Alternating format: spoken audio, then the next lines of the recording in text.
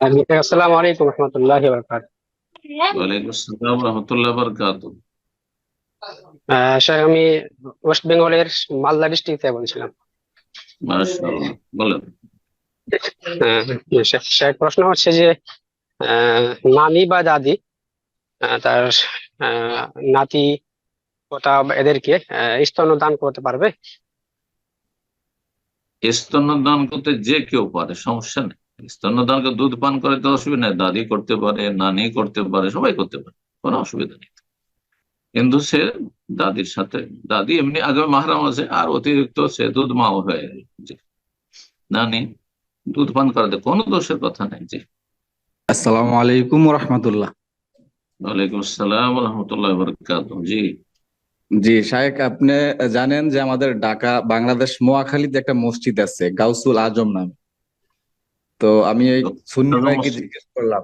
জি। গৌসুল গৌসুল আজম মহান উদ্ধারকারী একমাত্র আল্লাহ। জি কেউ জি যদি জিলানীকে গৌসুল আজম মনে করে তাহলে বড় শিরকি আকীদায় রয়েছে। আমি ওইটাই জিজ্ঞেস করতে যাচ্ছিলাম যে ওনাদের মানে সুন্নিদের একজন আলেম, বাবর আজম সম্ভবত, উনি আর কি যুক্তি দিল যে আবু বকর সিদ্দিক উনি তো সবচেয়ে বড় সিদ্দিক উপাধি পাইছিল, তো উনি তো সবচেয়ে বড় সত্যবাদী। তা হুম। সবচেয়ে বড় বড় সত্যবাদী তো আল্লাহ। তারপরে গনিয়ন হচ্ছে আল্লাহ। তো ওসমান রাদিয়াল্লাহু তাআলা আনহুকে কেন গনি উপাধি দেওয়া হয়েছিল? তো এগুলো হচ্ছে উপাধি। উনি আর কি এই যুক্তিটা দেখাইছে। তো আসলে না, এই ব্যাপারে যুক্তি, জানতে চাচ্ছিলাম। যুক্তিতে মুক্তি খুঁজলে জাহান্নামে যেতে হবে। ধর্মের ক্ষেত্রে যুক্তি চলবে না। গনি আল্লাহর নামও রয়েছে, আর মানুষকে গনি বলা যায়। রাহিম আল্লাহর নামও রয়েছে, আর রসুলকেও কোরআনে রাহিম বলা হয়েছে, কিন্তু রসুলের ক্ষেত্রে সীমিত অর্থে আর আল্লাহর ক্ষেত্রে অসীম অর্থে, জি। অর্থের ব্যাপকতা রয়েছে পুরো, যতটা অর্থ হইতে পারে রহমতের। কিন্তু রহমান কি আল্লাহ ছাড়া কাউকে বলা যাবে? নবীকেও বলা যাবে না রহমান।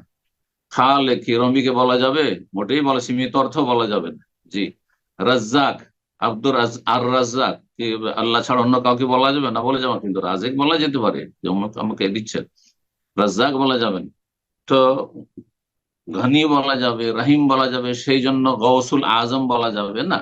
আজিম বলা যেতে পারে, আজিম, হ্যাঁ, মহান শাসক, হ্যাঁ, মহান নেতা, আজিম বলা যেতে পারে। করিম বলা যেতে পারে, আল্লাহর নাম এবং মানুষকে করিম বলা যেতে পারে।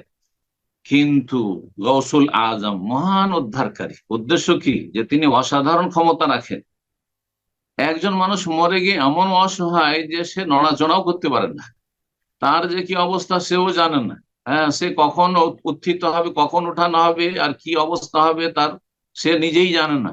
আর তাকে বলছেন কৌশল মহান উদ্ধারকারী, এবং তাকে ডাকছেন, তার কাছে আপনি কামনা করছেন, তার কাছে আপনি রোগের আরোগ্য চাইছেন, তার কাছে সন্তান চাইছেন।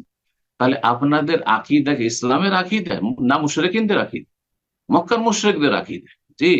কোনো পার্থক্য নেই মক্কার মুশরিকের আকিদায় আর এই গৌসুল আজমে বিশ্বাসীদের আকিদায়, কোনো পার্থক্য নেই। শুধু জাতিতে লেভেল হচ্ছে এদের মুসলিম, আর ওদের জাতিতে লেভেল ছিল যে আমরা ইব্রাহিমী ধর্মের অনুসারী। পার্থক্য কোথায়?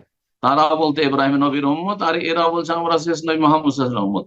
পার্থক্য শুধু এতটুকু। রং বদলিয়েছে, কিন্তু আকিদা আমল কিছুই পরিবর্তন হয়নি। আল্লাহ রাব্বুল আলামিন সঠিক বুঝ দান করুন, জি। আল্লাহ ছাড়া অন্য কাউকে গৌসুল আজম বলা যায় না, জি।